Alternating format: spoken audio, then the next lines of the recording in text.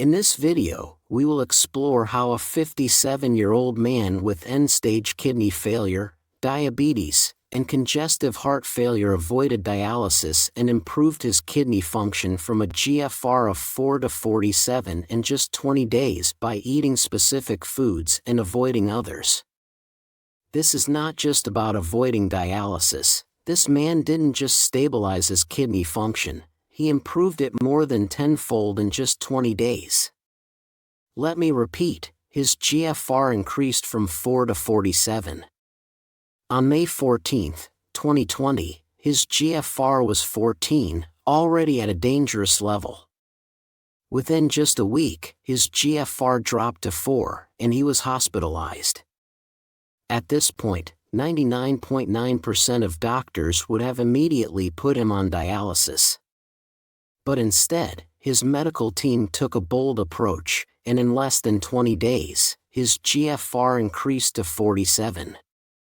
When this man was admitted to the hospital, his kidney function was so poor that after his first dialysis session, even the dialysis machine needed dialysis. That's how bad it was. But with this simple intervention, his kidney function returned to normal. When your kidney function returns to normal, you don't even have symptoms anymore, you can live a completely normal life. How could this happen? From a GFR almost too low for dialysis to a normal life in just 20 days, it sounds like medical fiction, but I assure you, this case report was published in a respected, peer-reviewed medical journal. It was published on November 8, 2024, and let me tell you right now, this study is going to shake up the medical world. In fact, this patient was taking a drug that should never have been prescribed to him. We'll reveal what drug that was at the end of the video, so don't miss it, because this is a drug that far too many CKD patients are still taking today. This patient was hospitalized with severe metabolic acidosis, a complication of CKD, meaning his kidneys were functioning so poorly that his body was flooded with acid, not to mention the strain on his heart. His condition was so dire that any other doctor might have referred him to a priest. Seriously. Once we start talking about multi-organ failure, things can go downhill very fast. However, this man was incredibly fortunate to find a team of highly skilled and courageous doctors. What these doctors did to achieve this miraculous outcome is truly shocking. Some aspects of this treatment will leave you speechless because, to be completely fair, most doctors wouldn't have had the guts to try this. Now, you might be curious about what this man ate to avoid dying before his 58th birthday. Because yes, diet is what made the difference here. Guess what this man, who somehow had stage 5 kidney failure, metabolic acidosis, obesity, gout, and congestive heart failure, ate to avoid literally dying before his 58th birthday? Could it have been a strict keto diet? You know, fat bombs and steak 3 times a day.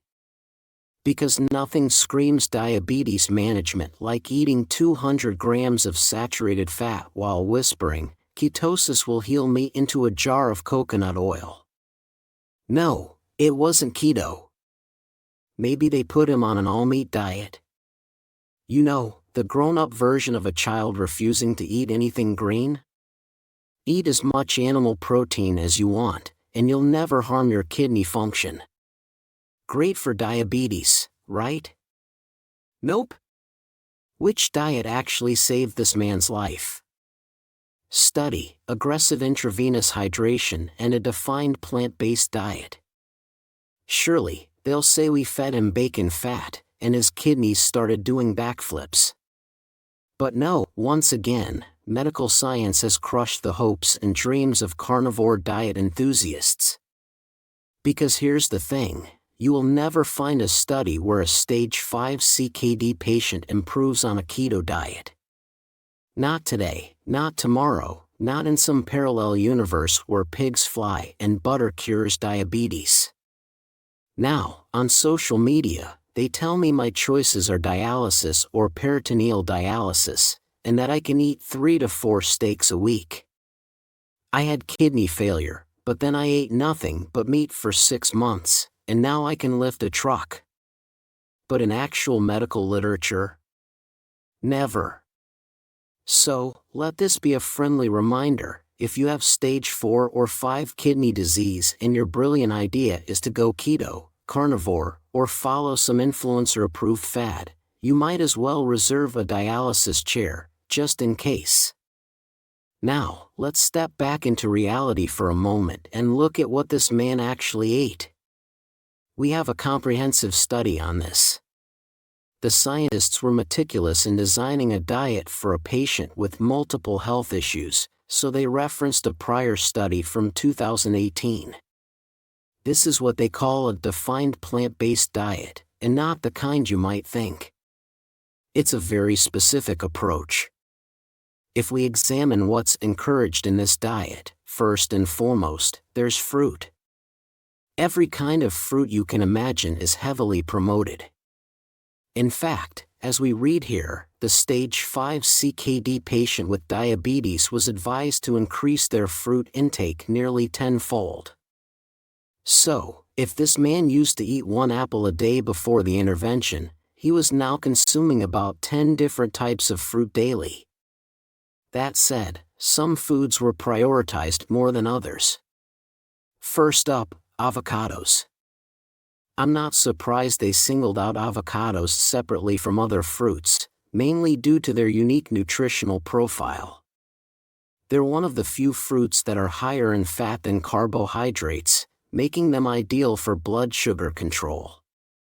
When it comes to kidney health, it's worth noting that avocados are packed with antioxidants and anti-inflammatory compounds, carotenoids, vitamin C, vitamin E, and phenolic compounds. You get plenty of these from eating just 1 avocado, which makes it fantastic for kidney protection.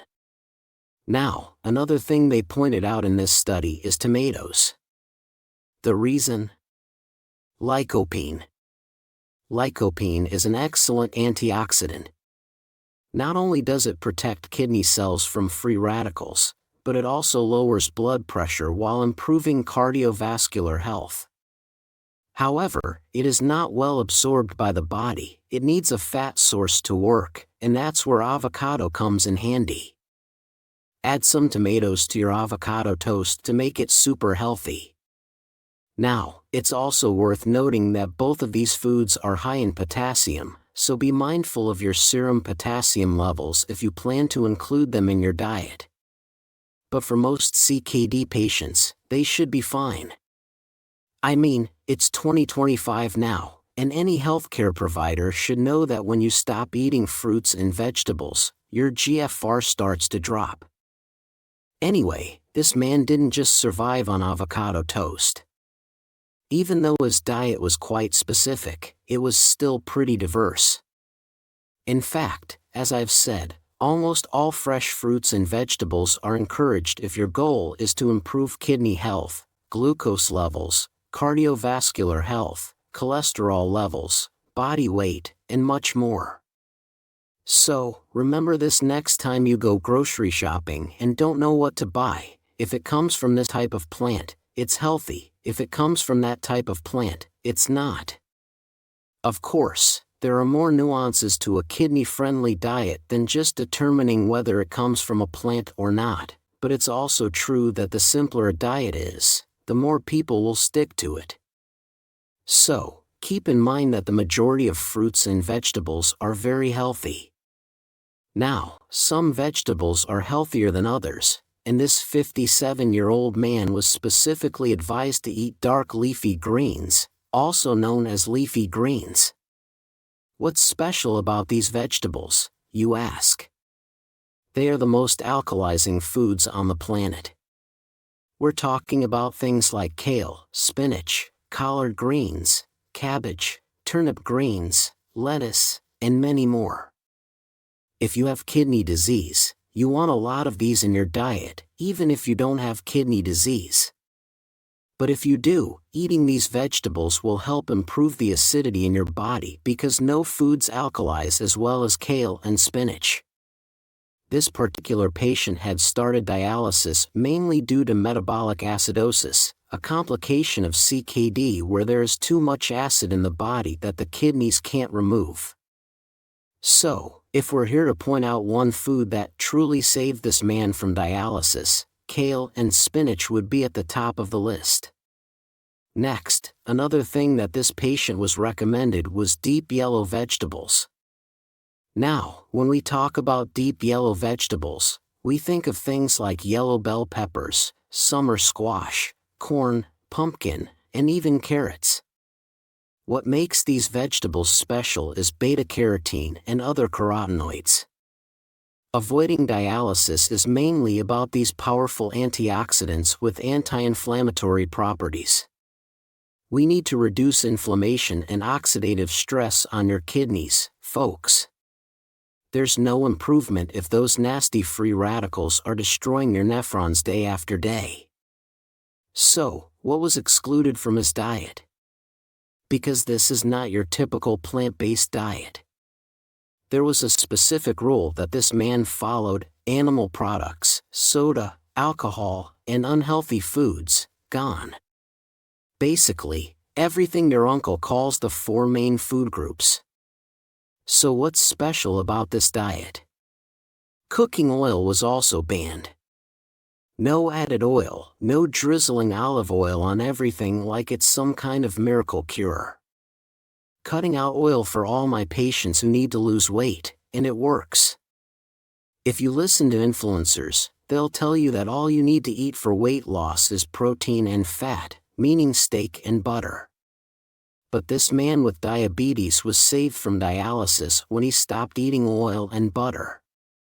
There's something truly unique about the diet that saved this 57-year-old man from dialysis. The special thing about this diet is that all cooked food was also banned. So here's the real shocker: all cooked food was off limits. They followed a completely raw plant-based diet, not just eating more salads, not just eating your veggies, no.